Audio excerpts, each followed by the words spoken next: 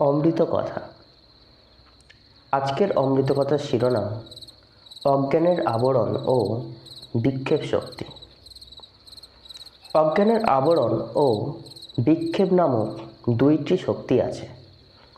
আবরণ শক্তি সত্য বস্তুকে আবৃত করে এবং বিক্ষেপ শক্তি সত্য বস্তুকে অসত্য বা মিথ্যা বস্তু রূপে দেখায়। যেমন অজ্ঞান দ্বারা আবৃত রজ্জু কেবলমাত্র রজ্জু বিষয়ক ভ্রম উৎপন্ন করে না, পরন্তু রজ্জুতে সর্পরূপ সৃষ্টি করে সেই রূপ অজ্ঞান শক্তি দ্বারা আবৃত আত্মায় কর্তৃত্ব, ভোক্তৃত্ব, সুখিত্ব, দুঃখিদাতি দৃষ্ট হয় এবং ইহার ফলে অজ্ঞান ব্যক্তি নিত্য মুক্ত আত্মাকে বদ্ধ বলিয়া মনে করে। একই ঈশ্বর জগতের উপাদান ও নিমিত্ত কারণই উভয়। মাকড়সা যেমন শরীর রূপে ইহার জালের উপাদান কারণ এবং চৈতন্য বা প্রাণশক্তি রূপে জালের নিমিত্ত কারণ, সেইরূপ একই ঈশ্বর তাহার মায়া শরীর রূপে জগতের উপাদান কারণ এবং চৈতন্য রূপে নিমিত্ত কারণ। এই রূপে ব্যষ্টিজীবও তাহার উপাধি অজ্ঞান রূপে সক্রিয় স্থূল সূক্ষ্ম শরীরের উপাদান কারণ এবং চৈতন্য রূপে সেটিই হল নিমিত্ত কারণ। জীবের পূর্ব জন্মের কর্ম অনুসারে ফলদানের জন্য ঈশ্বর জগৎ সৃষ্টির ইচ্ছা করায় জগৎ সৃষ্ট হইয়াছে।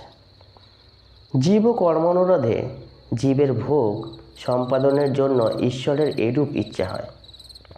সৃষ্টির মূলে ঈশ্বরের নিজের কোনো প্রয়োজন নাই, তিনি সকল বিষয়ে সদাপূর্ণ, তাহার অপ্রাপ্ত কিছু থাকিতে পারে না। গীতার মতে তিনি সর্বভূতে সম বলিয়া তাহার দেশ্য ও প্রিয় কোনো জীব বা বস্তু নেই। জীবের কর্মফল প্রদানে জীব কর্ম অনুরোধে ঈশ্বর যখন উদাসীন হয়ে থাকেন, তখন প্রলয় উপস্থিত হইয়া থাকে।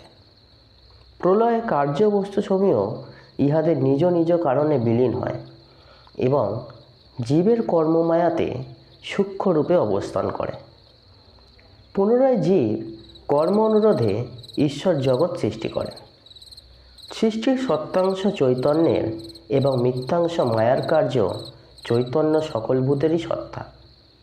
এবার প্রশ্ন ওঠে, সর্বপ্রথম সৃষ্টিতে জীবের কর্ম অনুসারে জন্ম এবং ফলভোগ কীরূপ হইয়াছিল?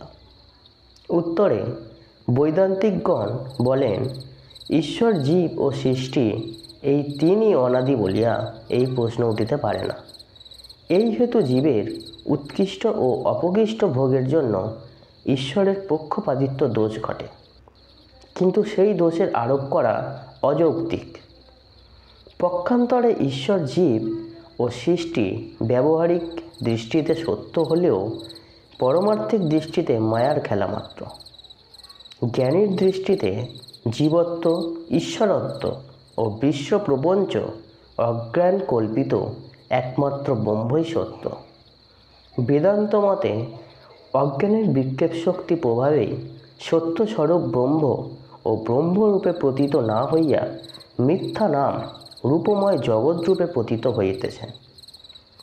অজ্ঞান সমূলে বিনষ্ট হইলে আমি জীব এই বোধ এবং জগৎ দর্শন আর হয় না।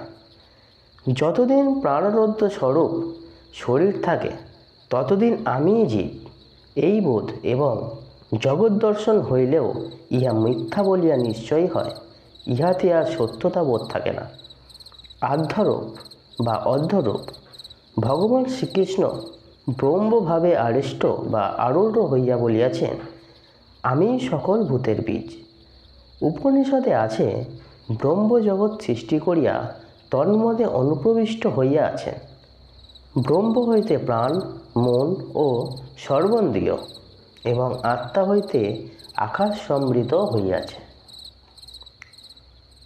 শুনছিলেন অমৃত কথা।